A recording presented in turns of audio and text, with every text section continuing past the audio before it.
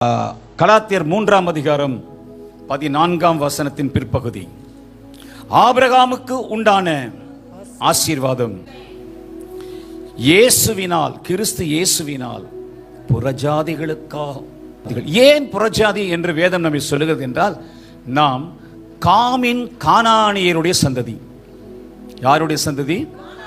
Com, அவனுடைய மகனாகிய கானானின் சந்ததி. நம்மெல்லாம் சபிக்கப்பட்ட அடையாளத்தோட இந்த உலகத்தில் பிறந்து தலைமுறை தலைமுறை தலைமுறை தலைமுறைக்காக பல்லாயிரம் ஆண்டுகளாக சிலைகளையும் பேய்களையும் கும்பிட்டு கடவுளுக்கு துரோகம் செய்து அவருடைய கோபத்துக்கு ஆளாயிருந்தவர்கள்.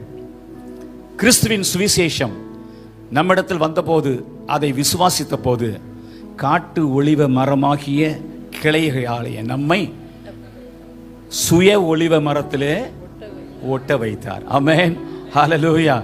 அந்த ஆசீர்வாதம் நமக்கும் வரும்படி இயேசு செய்தார். கர்த்தருக்கு ஸ்தோத்திரம். ஆகையினாலே ஆபிரகாமுக்கு என்ன ஆசீர்வாதம் உண்டானதுன்னா, 2 ஆசீர்வாதம் உண்டானுச்சு. ஒன்று, அவன் உலக பிரகாரமாக சகல விதமான ஐஸ்வர்யத்தில் நிரம்பி இருந்தான். ஆதியாகமம் 24:35, கர்த்தர் என் எஜமானை மிகவும் ஆசீர்வதித்திருக்கிறார், அவர் சீமானாயிருக்கிறார். கர்த்தர் அவருக்கு ஆடு மாடுகளையும் வெள்ளியையும் பொன்னையும் வேலைக்காரரையும் வேலைக்காரிகளையும் ஒட்டகங்களையும் கழுதைகளையும் கொடுத்திருக்கிறார். இப்போ இதெல்லாம் பரலோகத்துக்கு கொண்டு போறதா?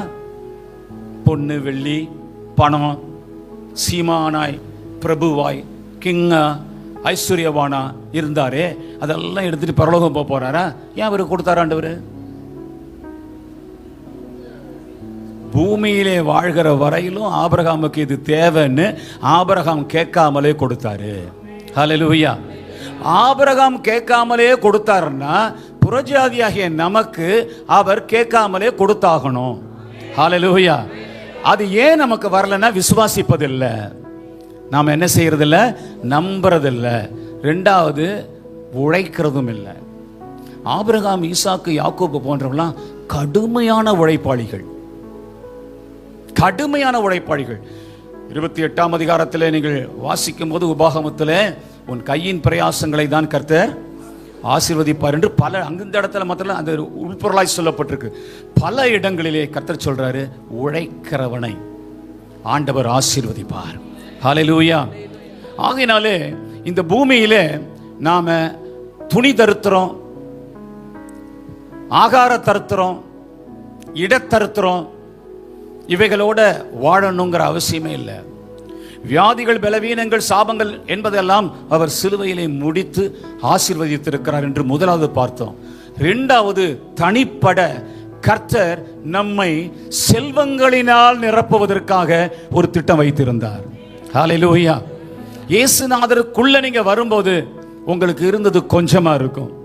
கிறிஸ்துவுக்குள் வந்த பின்பு அளவில்லாத ஐஸ்வர்யங்களை கர்த்தர் கொடுக்கிறார். அதை குறித்து இஸ்ரவேல் மக்களுக்கு சொல்லும் போது, கர்த்தர் உன்னை ஆசீர்வதிக்கும் போது என்னை நினைத்துக்கொள். நீ ஆசீர்வதிக்கப்பட உன்னுடைய உழைப்ப, உன்னுடைய ஞானத்தினால இதை சம்பாதிச்சேன் அப்படின்னு சொல்லிடாத. நான் தான் உனக்கு கொடுத்தேன். எவனையும் கனப்படுத்தவும், எவனையும் உயர்த்தவும், எவனையும் ஐஸ்வர்யன் ஆக்கவும் கர்த்தரால் கூடும். ஹல்லேலூயா. ஆகையினாலே நீங்க சோம்பேறிகளாய் இருந்து கொண்டு, ஜெப ஜீவியத்திலே குறைவுள்ளவர்களாய் இருந்து கொண்டு, ஆராதனையை அலட்சியப்படுத்திக் கொண்டு, மாதத்துக்கு ஒரு முறை தேவ சன்னிதானத்துக்கு வந்து கர்த்தருடைய சத்தத்தை கேட்டு, பிரச்சனை வந்தால் மாத்திரம், முட்டினால் மோதினால் மாத்திரம் அதிகாலையில் வந்து ஜெபித்து உபவாசம் பண்ணி ஜெபிக்க, அதெல்லாம் ஆண்டவருக்கு தெரியும் நீ என்ன சூழ்நிலையிலே கர்த்தரை தேடுகிறார் என்று. ஆனால் விசுவாசம் நிரம்பின ஒரு மகனாய், விசுவாசம் நிரம்பின ஒரு மகளாய், கர்த்தர் அழைத்த இந்த அழைப்புக்கு பாத்திரவனாய், இந்த பூமியிலே நான் ஐஸ்வர்யவானாய் பெருகி இருப்பது அவர் நாமத்துக்கு மகிமை என்ற விசுவாசத்தோடு, அதையும் எதிர்பார்த்து, அதற்காகவும் ஜெபித்து, அதையும் முயற்சி எடுத்து நீ உழைத்தால் உன் களஞ்சியங்களை கர்த்தர் நிரப்புவார். ஹல்லேலூயா. ஆபிரகாமை சீமானாக்கினவர், ஆபிரகாமுக்கு உண்டான ஆசீர்வாதம் புறஜாதிகளுக்கு உண்டாகும்படியாய் என்று சொல்லப்பட்ட இடத்திலே ஆவிக்குரிய ஆசீர்வாதத்தை மாத்திரம் சொல்லவில்லை. ஆபிரகாமுக்கு உண்டான ஆசீர்வாதம் புறஜாதிகளுக்கு உண்டாகும்படியாகவும், என்னையா ஆபிரகாமுக்கு உண்டான ஆசீர்வாதம், என் எஜமானை கர்த்தர் சீமானாய் வைத்திருக்கிறார். பொன்னும் வெள்ளியும் ஆடும் மாடும் ஒட்டகங்களும் கழுதைகளும் நிலம்பலங்களும் ஏராளமாயிருக்கிறது. ஹல்லேலூயா. அவன் ஒத்த மனுஷனா வந்தான், தனி மனுஷனா வந்தான், ஒரு கூடாரவாசியா இருந்தான். அவனை ஆண்டவர் சீமானாக ஐஸ்வர்யவானாக கர்த்தர் மாற்றினது போல நம்மையும் மாற்றி இருக்கிறார். சிலுவையினால் அந்த ஆசீர்வாதம் உண்டாயிருக்கிறது.